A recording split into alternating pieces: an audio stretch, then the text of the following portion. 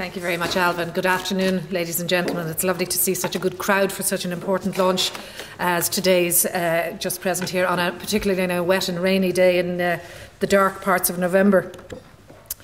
I want to thank Ailbhe and others for inviting me to launch these two reports this afternoon, and I want to compliment the National Lesbian and Gay Federation on the production of two very important pieces of work.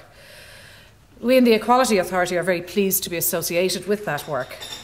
The costs of holding the conference and the publishing of the two reports were part funded by the Authority as part of our action plan for the legacy of the European Year of Equal Opportunities for All, which is a programme we've been running in 2008 and 2009.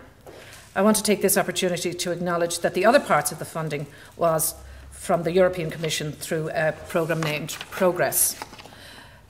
That funding under Progress has enabled us to engage with over 30 partners over the last year in substantial pieces of work. This year's programme of work comes to an end tomorrow, and the partners include 3 sets of economic partners: Congress and a number of its member unions, Ailbhe and 4 local chambers of commerce. The partners include a range of public sector bodies, for example. All of the universities in the state participated through the Irish University Association's Equality Officers Network. The Public Sector Equality Learning Network brought together a range of public bodies such as FÁS, the HSE and Dublin Bus. And the Local Government Management Services Board and a number of its member local authorities also undertook an important project on equality in service delivery by local authorities. Finally, of particular relevance to this launch today, 7 NGOs that speak for people who experience inequality across most of the 9 grounds named in the equality legislation undertook significant pieces of work. Within your communities, the NLGF and TENI, the Transgender Equality Network Ireland, led 2 different and important projects. I want to make a point about the European dimension to the work that the National Lesbian and Gay Federation has undertaken. When we submitted our application for co-funding to the European Commission in the early part of 2008, there was no guarantee that all of the components of our proposed programme of work would be approved. But the European Commission was very happy to co-fund this project as part of our application, and it's a testament to 3 things: to the quality of the NLGF's proposal, to the ambition you brought to the project, and to its importance not only in Ireland, but on a European stage. You also delivered on that European dimension through the inclusion of 2 speakers from other EU member states at the symposium you held. And I'm sure that the links you've made will prove valuable in terms of the transfer of insights and understandings across the European Union. At this stage in the launch of a book or a report, the person in my role usually does a quick run through of the contents of the report, but since you had a strong panel of more than 11 speakers, I believe, at the symposium, including my predecessor, Neil Crowley, I'm not going to spend or take your time making a point from each and commenting briefly on it. With that number of papers to cover, we'd be here beyond your lunchtime break, I can assure you. Instead, I'm going to make some comments on the research report entitled Burning Issues: Listening to the Voices of the LGBT Community in Ireland. And I think it's just not a coincidence that Seán happens to be wearing a matching shirt. I think he got prior advice. First, I think it's important to put on record that this is an important piece of work.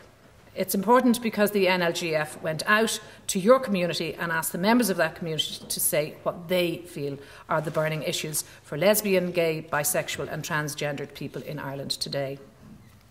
It's important that from time to time, those of us involved in combating discrimination and inequality take some time to pause, to listen, and to make sure that we've not forgotten any of the key issues for the communities and groups that we serve.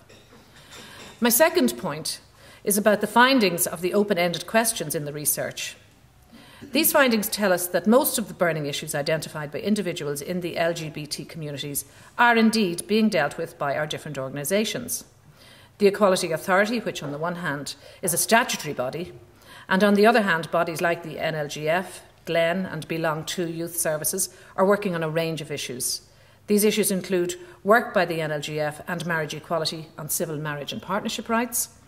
They include work by a number of organisations to combat homophobic bullying in schools. They include work by Glen on poverty among lesbians and gay men. They also include work by Belong To Youth Services and Glen on mental health issues for LGBT people. And finally, they include work by the Equality Authority and the Equality Commission for Northern Ireland on access to rights for LGBT people.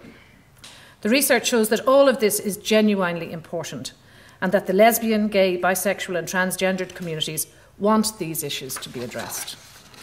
My third point is on the significance of the research, and in that it points to some issues and challenges we will need to think about in the Equality Authority going forward. Apologies for that phrase, I hate it, I withdraw it immediately. This also arises from the answers to the open-ended questions in the research. For example, the issue of equal rights at work was identified in the top half of the first table in the appendix to the report, but we're not seeing many LGBT victims of discrimination coming forward. I think we need to think about that and consider why that's the case. At the same time, that table identifies that support for diversity and minorities amongst LGBT people is a burning issue. This is an issue we will need to take care to integrate into our ongoing work on multiple discrimination. Finally, an issue that I think in the overall balance is probably more for you and your organisations in the LGBT communities than for us in the Equality Authority is the need for support for people coming out. Obviously, the Equality Authority does not have a direct role in this area.